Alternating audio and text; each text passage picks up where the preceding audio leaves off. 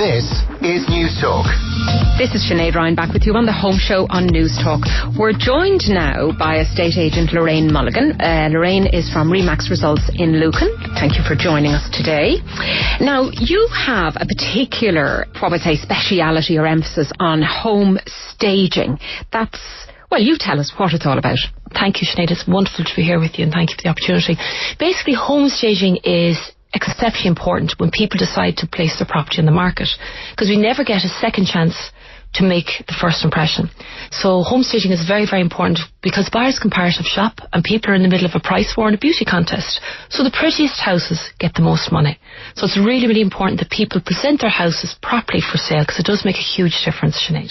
Now, we kind of have a sense at the moment with the housing market so strained and so dysfunctional that houses are just being snapped up. Does it really matter if you prettify it before? Do you think people maybe can't see past other people's faults, or is there a little bit of subterfuge going on? The market is very, very good at the moment with certain priced properties. However, if they're presented properly, they are definitely getting more money than another house that's maybe not as much effort has been put into for home staging. And I do appreciate, I'm a mum of 3, I do appreciate that people are very, very busy with working and busy lifestyles, but it's really important that people make an effort when they do decide to put their house on the market, because it makes a phenomenal difference to the price they actually end up achieving. So tell me what you mean then when you talk about staging. What are the kind of things that people should be doing if they're putting their house up for sale? First of all, Sinead, I'd start with curb appeal. Okay, so a lot of people do a drive-by before they decide to do a viewing on a property. So it's really important that their coblock driveway is clean, their windowsills are painted, if they've lovely shiny granite, that it's brought up to its lovely former glory. The front door is very, very important. The letterbox, the knocker on the door, the doorbell, the window, especially now with the sun's beginning to shine, this is a bit of a stretch in the evenings, dirty windows become more apparent. It's very important that PVC fascia soffits are cleaned, because a lot of times we can see where there's literally moss and plants growing in the gutters. So it's really important that they're all cleaned out as well, because people will make a decision if they're going to view a property. They'll see it online and then they'll drive by the house. It's called a curb crawl viewing, and then if they like what they see, then they will organise a viewing. Okay, and then once you get inside the door, what kind of things can you do to make your house look a little bit better? Yeah, well, first of all, Sinead, the front door is really important. That has to be spotless. Obviously, the front door opens, nice, fresh, welcome home mat. The floor is nice and shiny. If you have timber floors and they're very tired, I would recommend getting them sanded down and varnished. Really important that the carpet in the stairwell is not too worn. It pays dividends just to replace it, even with a cheaper carpet to freshen it up. The walls are nice and fresh as well, without marks on the walls and things like that. Light switches clean, alarm key panel clean, bulbs working in hall lamps, in light fittings, and then if you have recessed lighting, make sure that the bulbs aren't blown, cobwebs gone. This is just so important, because we love to see people doing well, and this is how you're going to do it. So it's a real spring clean. Now, I'm looking at houses myself at the moment because I'm in the buyer's market.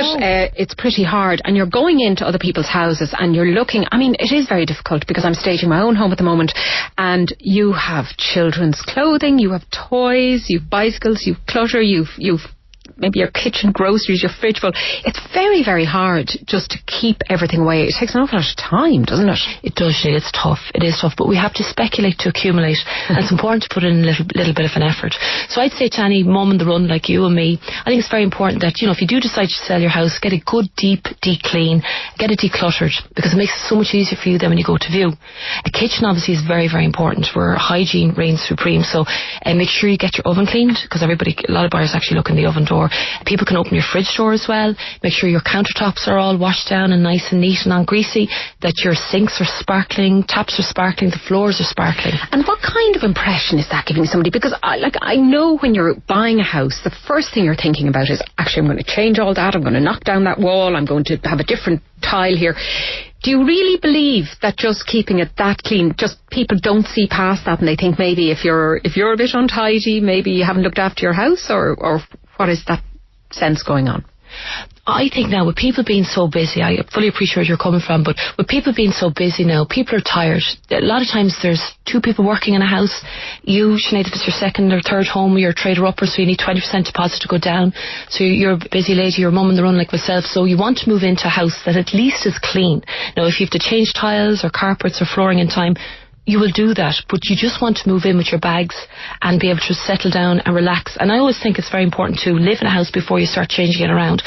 But I think if the house is clean, you've got such a start over. You just get a better feeling about it, do you? Yeah. Okay. Now, of course, there's a tipping point whereby, I mean, you're talking about maybe change the carpet if it's very worn on the stairs.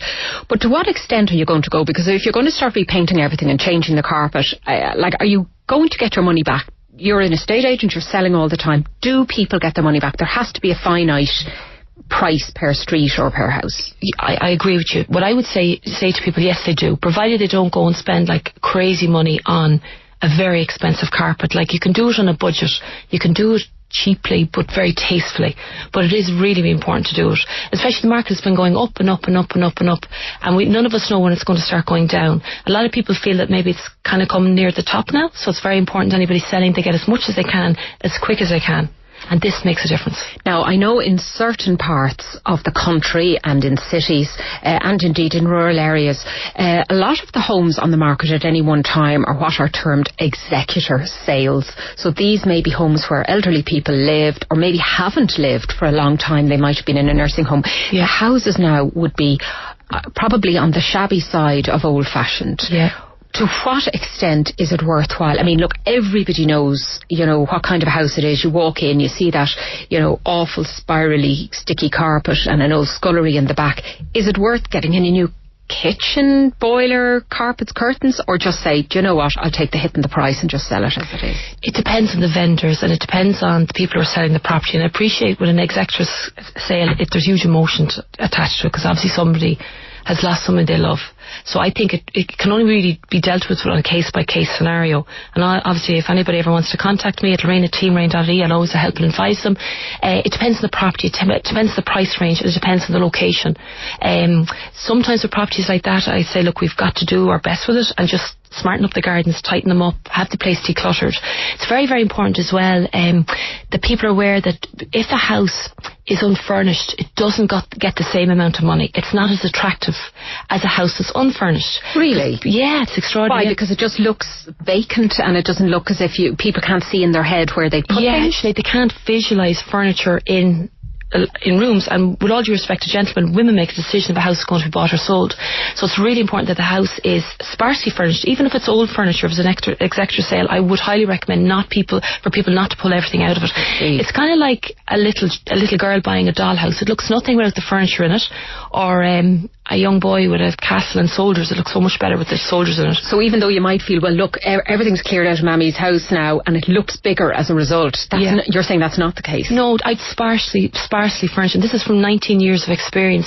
Definitely a little bit of furniture makes all the difference, but not too much furniture. And it's very important to personalise as well. Take pictures of family down, and that's really important. Of course. Too. Great. Okay. Well, thank you for helping us all get a little bit more money for our house. That is Lorraine Mulligan, estate agent with Remax Results in Lucan. Lorraine, thank you so much for joining us today. That's lovely, Sinead. Thank you for your time. Well, that's it for this episode.